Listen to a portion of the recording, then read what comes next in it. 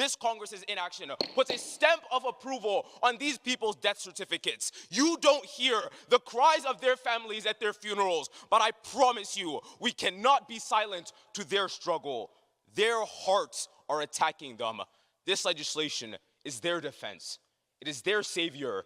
It is their lifeline. That's why you affirm. For far too long, America has been divided on policy that helps our people.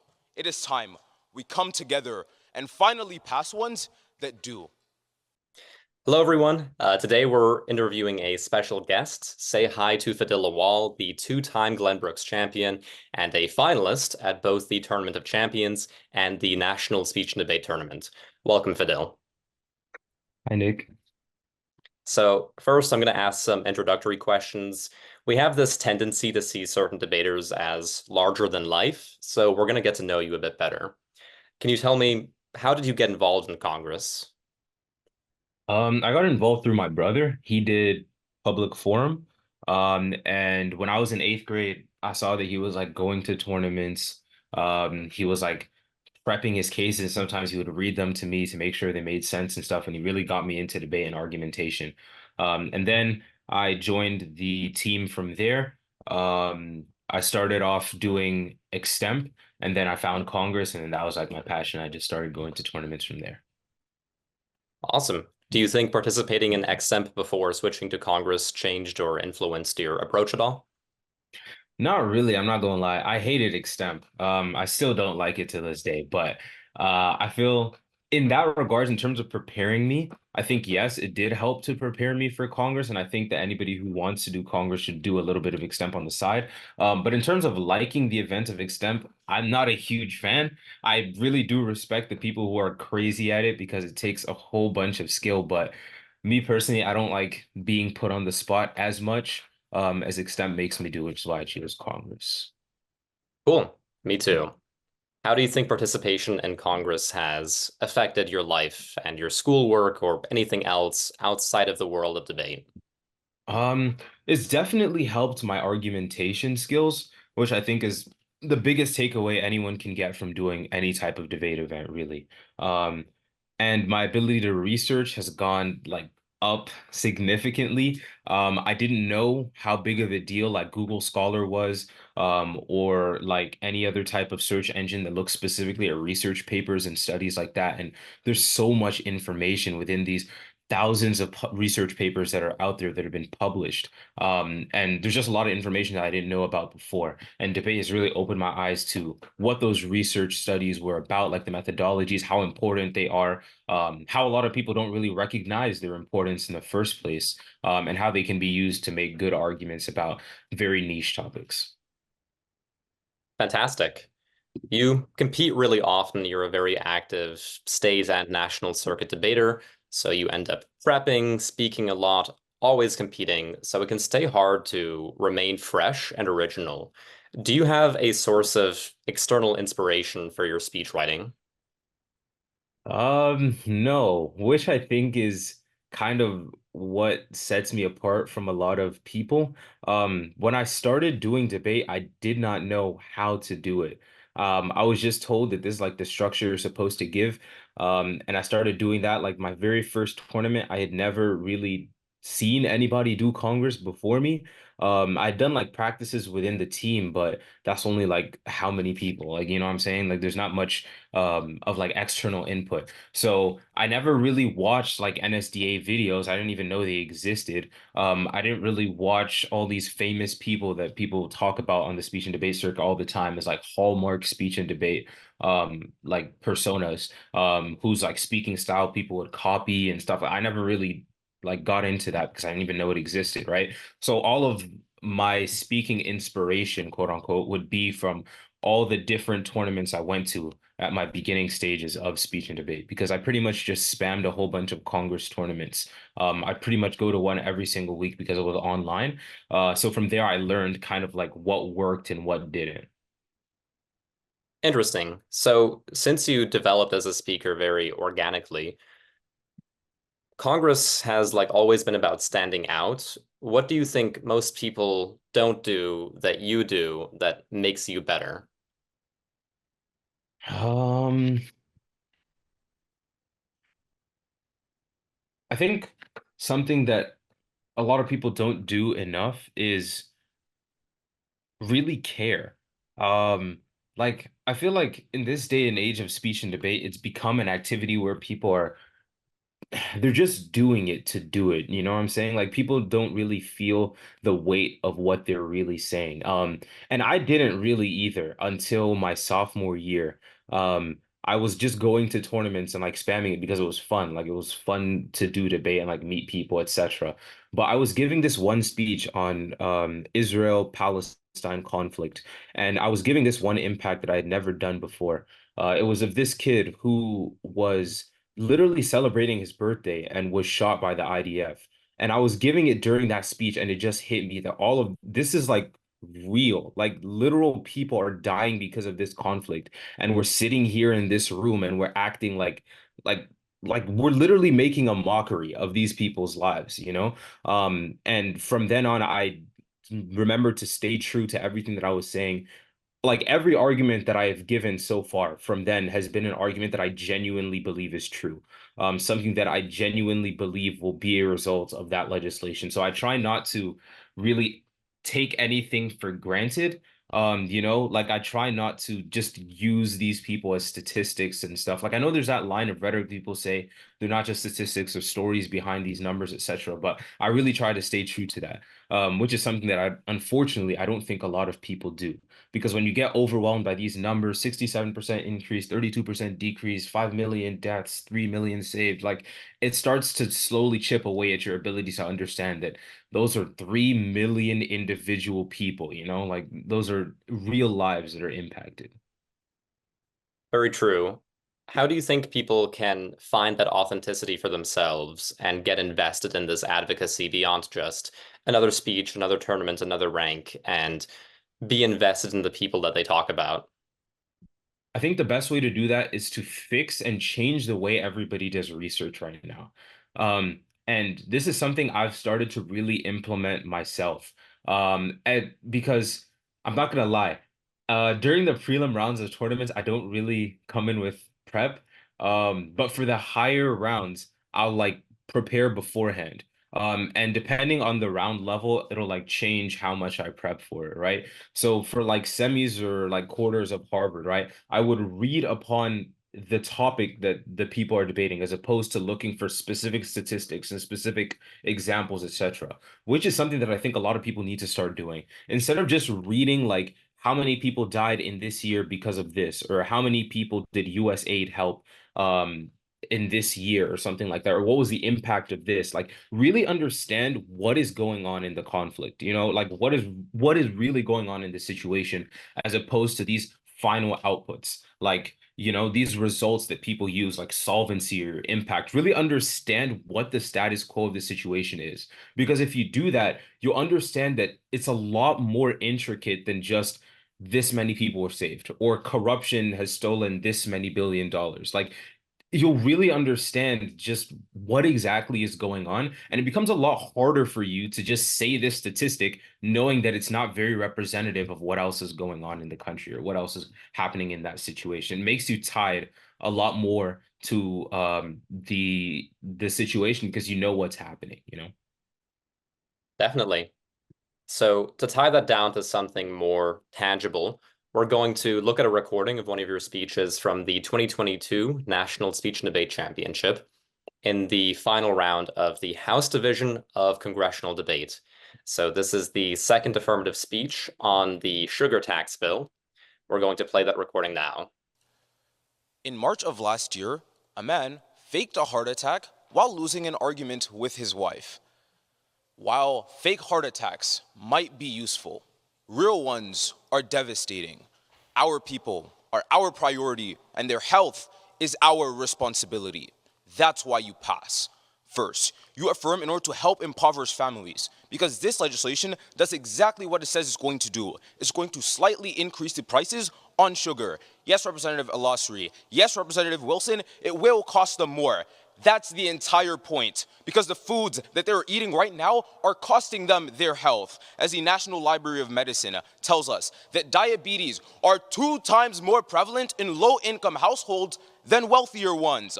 Representative Wilson, Yes, they will pay, but I'd rather they pay more with wealth than their health, their money than their lives.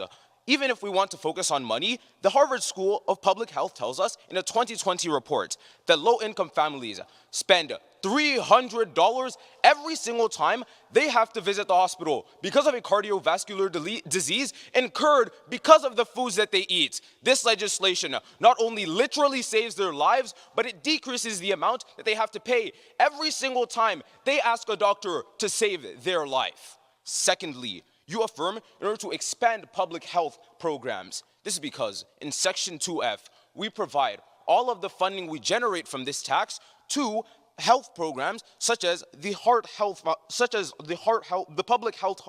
public heart health program that we currently have.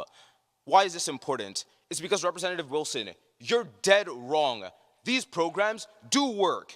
As Masidi Atrak, in her article published in the National Library of Medicine, tells us, in an analysis of public heart health programs, they decrease the risk of cardiovascular disease in the long run by 28%. Representative Wilson, I'd rather wait 34 months than never so our people can stop dying, because the CDC tells us in February 17th of this year that that's exactly what's happening right now, as more than 600,000 people die every single year because of cardiovascular diseases. In fact, by the time I finish this speech, 5 more people will have died by the inaction of this Congress. This Congress's inaction puts a stamp of approval on these people's death certificates. You don't hear the cries of their families at their funerals, but I promise you, we cannot be silent to their struggle. Their hearts are attacking them. This legislation is their defense. It is their savior. It is their lifeline. That's why you affirm.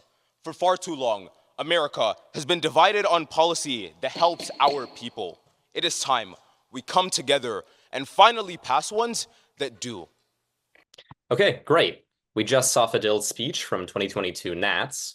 So this was only the third speech on this bill, the second affirmative. What makes an early round speech strategic to you, as opposed to a mid or a late round speech? What led you to speak at this point in the round? In my opinion, early round speeches are the way to go. Mainly because, first off, at that moment in time, I didn't have the skill to do high-level refutation. Like, I just didn't know how to do it. I didn't really know how to do ref. If you pay attention to that video, all of my refutation was surface level. It didn't really interact with anyone's arguments, right?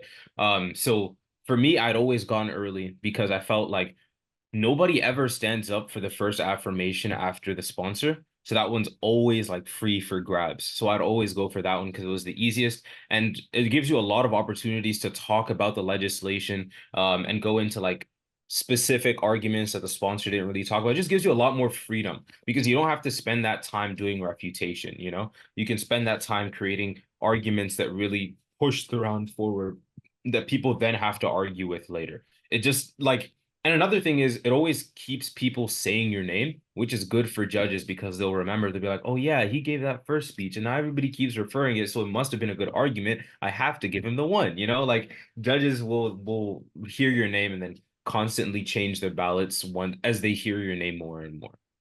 At least that's the way I think of it. Right. So at this point of the round, your argument seemed both constructive and pretty engaged with what the negation had already set up to that point. So the previous speaker was Senator Wilson, who had given the first neg. For example, at the very beginning of your speech, you have kind of this weighing comparative coming in very early. You would rather they pay with their wealth than with their health. How do you plan that sort of content out in rounds? Did you have this planned out before you went into this bill, or did you hear that coming from Wilson and decided to frame what you had prepped out around that comparative? So I'd had that comparative before because I knew that it was going to come up. Like on any type of tax bill, there's always somebody who is going to say that the cost doesn't outweigh. So obvious response is the cost does outweigh, right? And in this situation, I think the cost does outweigh because, I mean, money is nothing in comparison to people's health at the end of the day, right? So I decided to give that line. And I wish I had substantiated it with something more, but I feel like that line did enough in terms of, you know, getting the analytic across at least that I'd rather that people prioritize their lives as opposed to their pockets. It seems simple when you say it out loud, but how do you think that people can anticipate this kind of argument or this kind of clash before they actually go into the debate so that they can adjust to the round better when they're actually debating it? Hmm.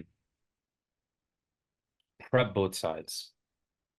I think people these days are always so concerned with, oh, I have an app speech, I have a neg speech. I don't think it matters. Because almost all debate boils down to just truths, right? Like the truth of the sugar tax was that yes, it would raise prices, but another truth of it was those increased prices would decrease the amount of people that bought those products, right? Like that's just a fact. So I think really understanding both sides of the argument or both sides of the debate helps you to anticipate future arguments that could be made. Which also ties back to what I was saying about research. Like when you're researching, don't just research for a specific argument. Research on the general idea or the general problem, the general situation, because that'll give you more of an opportunity to know what the debate is going to be about. Don't just look at the pros, look at the cons, because that can help you make your pro side even stronger. That can help you make your con side even stronger. You can anticipate not just refutation that you're going to give, but also the types of questions that people are going to ask you, which is something that I think has really helped me specifically with questions when I was like as a sophomore or even as a junior, because I wasn't very good with my question. I could ask them, but when people asked me, I was always so frazzled. I'm not a very spontaneous person. I don't like being put on the spot with questions, you know? So I think being able to really be knowledgeable about the subject makes you a lot more confident. So you're able to plan those types of refutation or really know what is going to come in the future, not just with speech refutation, but like answering also in questions. Right. At least to me, as a speaker, you've always stood out as someone with a lot of rhetoric. And not only that, but a lot of really good, really clever, really original rhetoric. So in this speech, I heard at least probably a solid minute of rhetoric. What do you think the role of rhetoric is in a speech, and how much time does it deserve? Hmm. The role of rhetoric, I think, is to drive your argument home because people, once again, like the sad truth of it is, there's this quote that somebody said, like a life, I don't know, something about statistics. I don't remember, but something about how like oh yeah, one loss is a story, or I don't know, but there's a quote about like one loss being a story, I think and I think I have it. One loss is a tragedy, a million losses is a statistic. yes, yes, that one. That's very, very true. So I think the goal of rhetoric is to remind people that that statistic is really just a lot of lives. So using rhetoric as the vehicle to really drive that home, is what I think rhetoric should be used for, is to help people know that this statistic I'm giving you is really just a representation of something that really affects you and I. And then what was the second question you asked? How much How time does it deserve? how much time does it deserve? I think it depends on the speech and the speech type. In constructive speeches, it should have like a fair bit of rhetoric, in my opinion. It should have like 45 seconds, like weaved in and out. You don't have to like go ham at the end, like rhetoric slam or anything, but you should have, I think, 45, 30 seconds of rhetoric because you have the opportunity to, you have the time. In later round speeches, I mean, you can't really because there's so much you have to do. But I think just dropping a couple one-liners will really help you later on in the speech in terms of doing the same thing, of driving that idea that statistics are not just statistics, but like real human lives behind those. So earlier speeches definitely deserve more rhetoric, and later on speeches, I mean, that's something that you can cut out if you just don't have the time for it. Interesting. A lot of people in this round chose to give far more comedic speeches on the sugar tax speech. What led you to have more serious rhetoric as opposed to something humorous? Um, Probably because this was a serious topic to me. Um, like I don't know how to explain it, but prioritization of health is something that I see lacking in the US quite a bit. Like we eat literal trash in the US. Like coming from Nigeria, like a Nigerian background, Nigerian cultural background, like the food that is eaten is so rich in like vitamins and nutrients and all this, and then just people in the US will eat like Twinkies. Like I don't I don't know. It's just there's a lot of really, really bad things that are consumed in the US. Um and to me it wasn't a joke. Like it really does kill you in the long term. And these companies don't care. They really, really don't. They know that it like you want to eat it, so they'll keep making it sweeter and sweeter. That's why you have chocolate Twinkies and different like cinnamon Twinkies, you know, like they'll entice you so much with all of this. And to me, that's pretty evil. You know that people are dying because of your product and you're just doing it because of the profit, you know? So that's something that I took to heart and I couldn't bring myself to do anything funny. Like the AGD, I was like kind of, you know, I guess it's a little bit funny, but during the speech, I I just couldn't see any place for it, you know, especially since both of my arguments were very lives, like people are dying, etc. I didn't really think that there was a place for comedy within it. But for some speeches, obviously, there's tons of places for you to have comedy. I think Mike did something that was Mike Kaiser. He did something that was very comedic. But yeah, like there are certain speeches that have a place for comedy, but I don't think this was one of them for me. You've been competing at a similarly high level in Congress ever since this competition.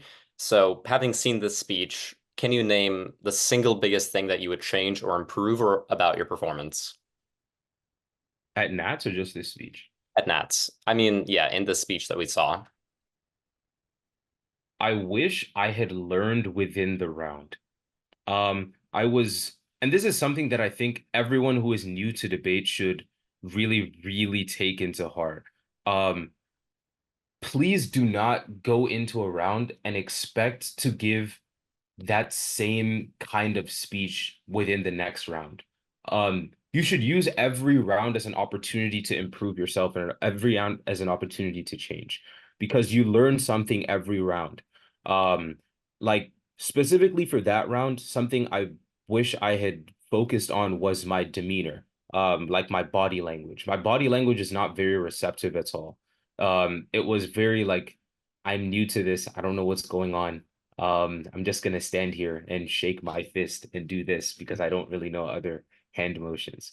Um, and that's something that I was told by people, and I was like, okay, I'll change it. I'll try something else. And I think what I would have done better is probably applied that from speech to speech. Because during the breaks of the tournament, I didn't I was just focused on giving the speech. I was practicing the speech, but I wasn't really changing anything about the speech from the three speeches that I gave. Like if you notice, almost all three were carbon copy except for the very last one. The very last one was different, but the first two were pretty much the exact same thing.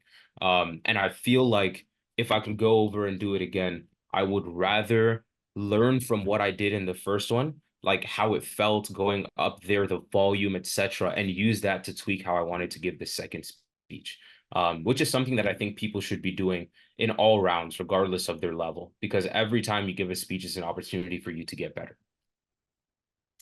Right.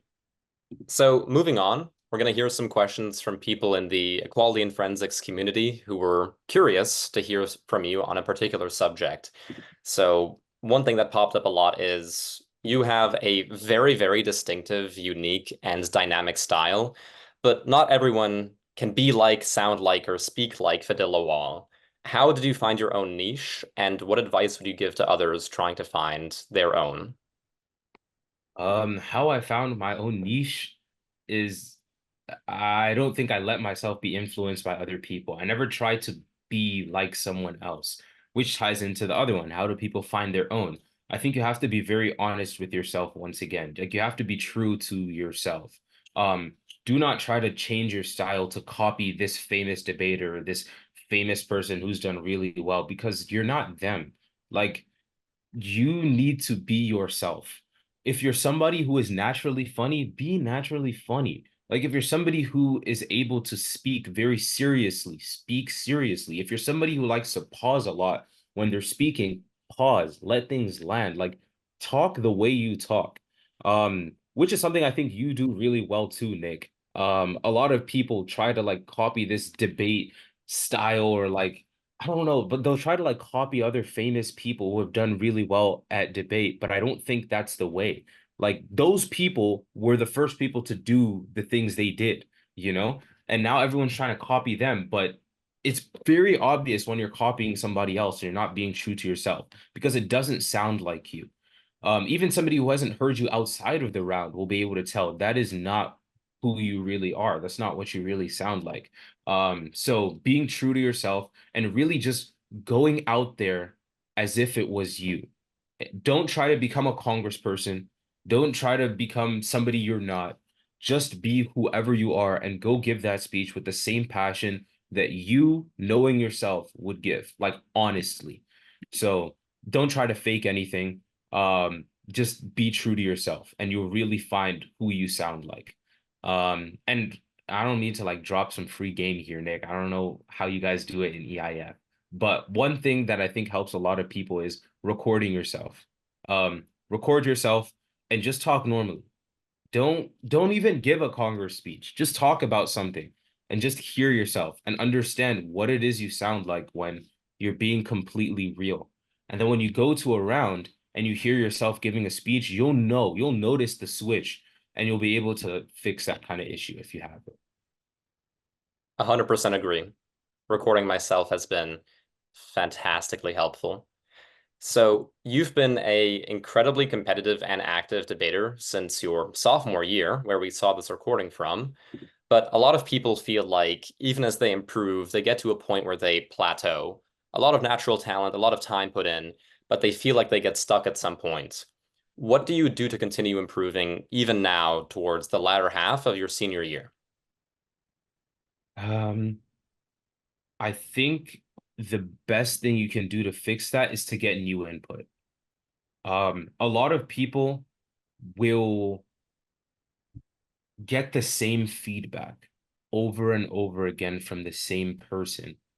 And it's very hard for you to switch things up if you're not hearing new things that need to be changed. You know what I'm saying? Like you're gonna hit the plateau if you're hearing the same thing over and over and over again. So what I try to do is get new feedback from people I haven't heard from before. Like judges who have never judged me before are the judges whose ballots I pay attention to the most. Because that is a completely new person who has never had any disposition to me before. They don't know who I am. They don't know anything about like my accomplishments in debate.